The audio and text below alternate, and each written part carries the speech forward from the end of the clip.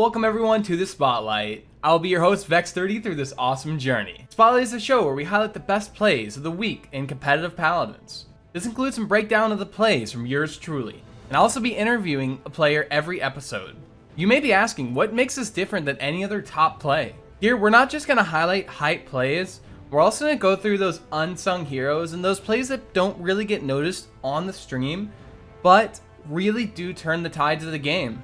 This week on the Spotlight, we're going to be going through the most recent event, the summer finals / the summer playoffs. There were so many great plays, it was really hard to pick the best. Now that you know the experience that you are in for, let's go ahead and jump right into the first play.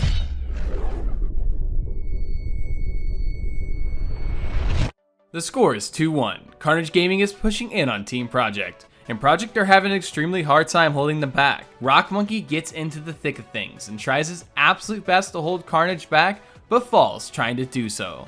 Carnage can smell blood in the water and pounces on Project, but Shadow thinks otherwise. He preps his Jogosalt to get the trade kill, he hits Makoa, takes him out. Then the prey becomes the predator. When he finds Pip, alone takes him out. Shadow thrusts higher into the air and gets the shot off that kills Cassie in the process of dying himself. This is the impact one all can have on a fight. Shadow has single-handedly turned this fight around and helped secure the defense for Team Project. For our next play, the game is 2-2. Carnage Gaming and D69 are duking it out on the point as Spexy on his tricks needs to show up or go home. He sees Victor in his sights, needs a shot to calibrate, but after Lynn's two fast quickscopes sends Victor to the Shadow Realm.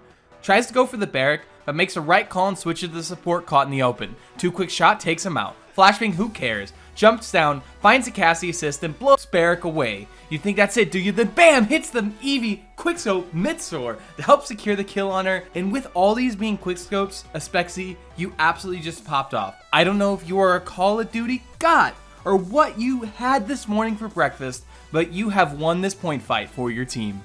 Now moving on to one of those unsung heroes. We are back with Team Project, but with the new star, G-Bunny. The score again is 2-1, but Project is on the offensive this time. Bunny does an amazing job here zoning out Carnage, pushing him all the way back to the top of the stairs, almost to spawn. He sees Eevee on the side, in trouble with the buck duel. Eevee gets low and immediately Bunny moves in to take the pressure off of her. Absorbs a ton of damage, knocks back the buck, almost sending him off the map. Zones him off. Then, looks for his next target, sees Barracks and Shaolin in a pinch, dashes over and forces them out in a prime position. Then his team decimates and absolutely destroys them on the retreat. Now to the top of stairs, later on the push, shoves him into spawn, almost knocks off the IO off the map. Bunny does an amazing job here, making the space his team needs to complete this push. And now we have an interview with the man, the myth, the space god himself, G-Bunny. So, G-Bunny, welcome. Thank you for taking the time out of your day to do this quick little interview. You know, I'm sure people want to hear the man, the myth, the legend himself. How you doing today? Doing pretty good. Pumped to talk about some Paladins right now. Oh yeah, our favorite topic, favorite game of all time, Paladins, by far the best. So as we talked about before we started recording, I wanted to highlight these unsung heroes, and I'm glad I found your play because this is the perfect definition of what I want to see out of players and like what I want to make this series about. So before we talk about the clip, what do you think about supports and, you know, off tanks not really getting the spotlight all the time? Do you think they do get the spotlight? What's your opinion on that? I think, especially right now in the meta, like, is so much for off tanks. Like, you're never going to notice when an off tank is doing good.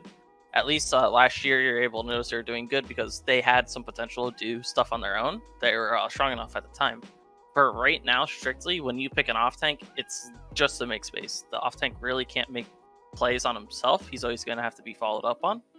So it's really hard for some of the average players to notice when an off tank is doing his job and when he isn't. Yeah, and I'm glad I found this, like, going off that, like, I'm glad I found this clip because I think this is a perfect example of that, you know, itself.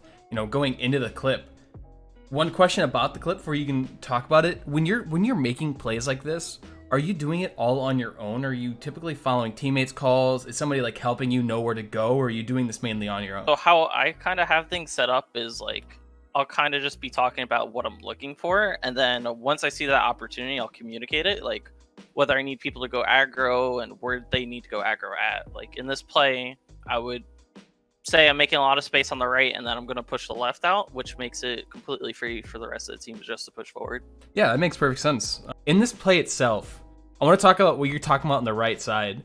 When Evie was in trouble on that right side, she was getting low. Was that something you saw on your own, or was Evie calling that, like, that particular play? Do you remember, or? I remember Shadow calling that he had people looking at him, and I need help. And Buck has a really good matchup in the Evie. Like, Buck should win that every time.